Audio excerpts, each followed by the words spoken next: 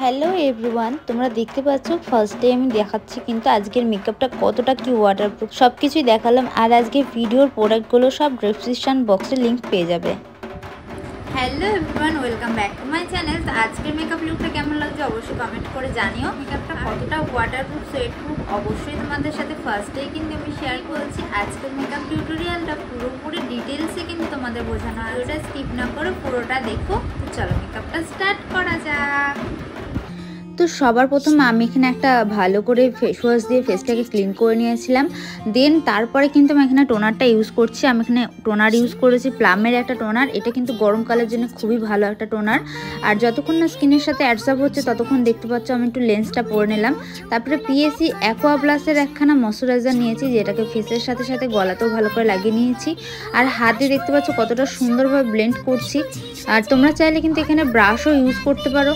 আর দেখতে পাচ্ছ মুখের সাথে সাথে কিন্তু গলাতেও ভালো করে ব্লেন্ড করতে হবে, যেমন তেমন করে ব্লেন্ড করলে কিন্তু মেকআপটা কেকি লাগবে। দেন দেখতে পাচ্ছ এখানে কালার বারের একটা প্রাইমার নিয়েছি, সেটাকে ভালো করে আমি ফেসের মধ্যে লাগিয়ে নিয়েছি।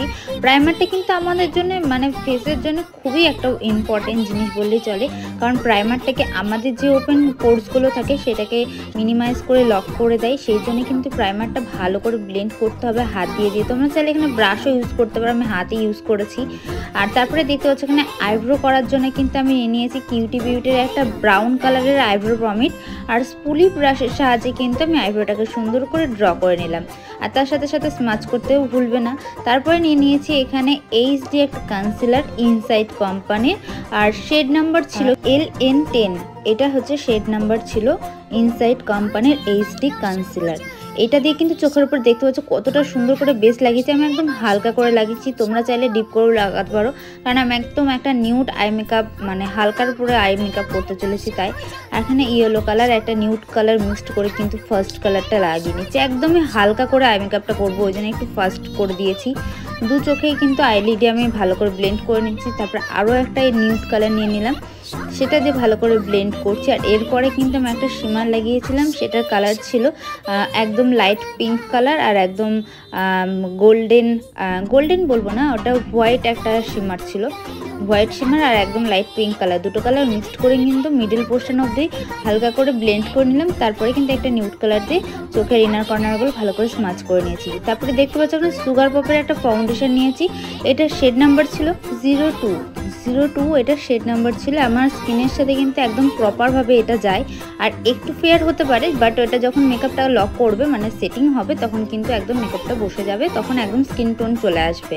আর দেখতে পাচ্ছ আমি প্রথমে একবার ফার্স্ট মানে হালকা করে অ্যাপ্লাই করে নিয়ে ব্লেন্ড করে নিলাম একটা ভেজা বিউটি ব্লেন্ডের সাহায্যে।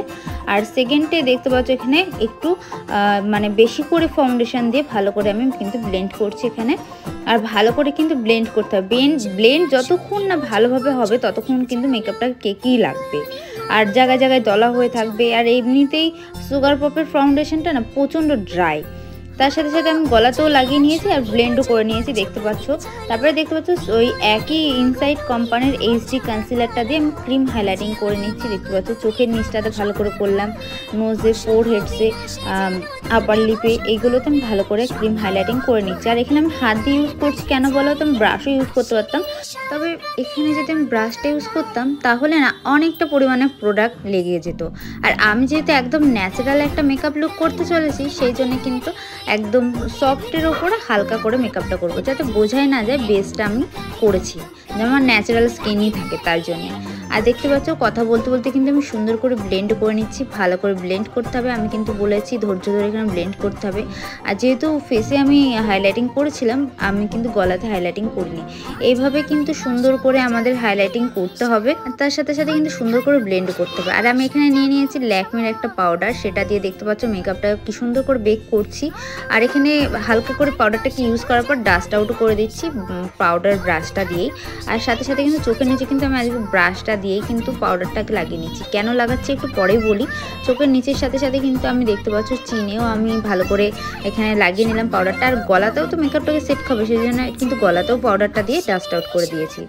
তারপরে প্রিটি অল সেটের প্যালেট থেকে দেখতে পাচ্ছ এখানে একদম লাইট ব্রাউন কালার নিয়ে কিন্তু আমি নোজটাকে কন্ট্রোলিং করছি। তোমরা এখানে চাইলে অন্য প্যালেটে ইউজ করতে পারো। আমি কিন্তু এখানে প্রিটি অল সেটের প্যালেট থেকেই করছি, বা তোমরা অন্য কিছু দিয়েও করতে পারো যেটা ব্রাউন কালার থাকবে। আর এখানে ডার্ক ব্রাউন কালার দিয়ে কিন্তু দেখতে পাচ্ছ আমি ফোরহেডসে ভালো করে কিন্তু করে নিলাম, কন্ট্রোলিং করে নিলাম, চিক কন্ট্রোলিংটাকেও করে নিয়েছি। তারপরে এখানে দেখতে পাচ্ছ আই ম্যাজিকের একটা ব্লাশার প্যালেট নিয়েছি, আর এখানে অরেঞ্জ কালার আর একদম লাইট পিঙ্ক কালার দিয়ে কিন্তু আমি ব্লাশারটাকে করছি। আর একদম হালকাভাবে করবে, আমি যতটা দিয়েছি তারটা ওটা কিন্তু পুরোটাই বসে যাবে, সেই জন্য আমি একদমই হালকা করে দিয়েছি। তোমরা ভেবো না যে এরকমই থাকবে। তারপরে এখানে মার্সের একটা হাইলাইটার নিয়ে কিন্তু ভালো করে হাইলাইটারটাকেও ইউজ করে নিচ্ছি। দেখো এটা কিন্তু হাইলাইটার ব্রাশ, তোমরা চাইলে কিন্তু এখানে ফ্যান ব্রাশও ইউজ করতে পারো।